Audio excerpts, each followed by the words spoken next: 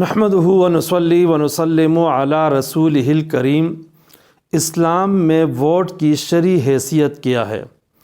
علماء نے قرآن و سنت اور احادیث میں اقوال سلف میں غور کر کے جو نتیجہ رکھا ہے وہ یہ ہے کہ جو ووٹ ہے شرعی لحاظ سے اس کی 3 بڑی حیثیتیں ہیں۔ نمبر 1 شہادت۔ ووٹ ایک گواہی ہے۔ اس میں صحیح بات یہ ہے کہ بعین ہی گواہی نہیں ہے، شہادت نہیں ہے، بلکہ شہادت کی طرح ہے، لہٰذا اس پہ وہ تمام احکام لاگو ہوں گے جو کہ شہادت پہ لاگو ہوتے ہیں، اگرچہ بہت ساری جزیات کے اندر فرق بھی ہے، کیونکہ یہ بعین ہی شہادت نہیں ہے بلکہ شہادت کی طرح ہے، اور جس طرح کی ضرورت پڑے تو شہادت کا دینا ضروری ہو جاتا ہے، اور شہادت نہ دینا گناہ والی بات ہے، تو اسی طرح ووٹ نہ دینا گناہ ہے۔ نمبر 2 اس کی حیثیت سفارش کی ہے، شفاعت کی ہے، یعنی جو بندہ کسی کو ووٹ دیتا ہے تو وہ سفارش کرتا ہے کہ یہ بندہ اہل ہے اور یہ بندہ دیانتدار بھی ہے۔ اب اگر وہ واقعتاً اہل ہو تو یہ سفارش اچھی ہے،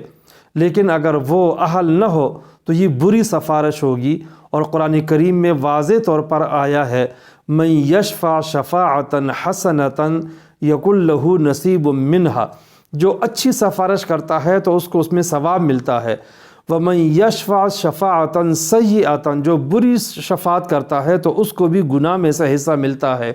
اس لیے اس کی حیثیت سفارش کی ہے، اور ظاہر ہے کہ ہم سفارش ایسے بندے کی کریں گے جو کہ اہل ہو، جو اہل ہی نہ ہو تو اس کی سفارش کرنا بہت بڑا گناہ ہے۔ نمبر 3 ووٹ کی حیثیت وکالت کی ہے، اور وکالت بھی حقوق مشترکہ میں ایک شخصی وکیل ہوتا ہے، کوئی خرید و فروخت کے لیے وکیل بنا دے، مقدمہ لڑنے کے لیے وکیل بنا دے، یہ شخصی وکالت ہے۔ یہاں پہ جو ووٹ ہم جس بندے کو دے رہے ہوتے ہیں یہ ایک اجتماعی وکالت ہوتی ہے، حقوق مشترکہ میں کسی کو وکیل بنایا جاتا ہے، یعنی اس معنی میں کہ حکومت کی طرف سے علاقے کے لیے فنڈ ملتا ہے اور ایک بندہ وکیل بن کر اس سب میں تقسیم کرتا ہے، تو یہ بندہ اہل بھی ہونا چاہیے اور دیانتدار بھی ہونا چاہیے، تو یہ حقوق مشترکہ کے اندر وکیل بنانے والی بات ہے۔ جو شخصی وکالت ہے اگر اس میں انسان سے غلطی ہو جائے تو وہ غلطی انسان کو خود بھگتنی پڑتی ہے، اس کا نقصان ایک محدود ہوتا ہے،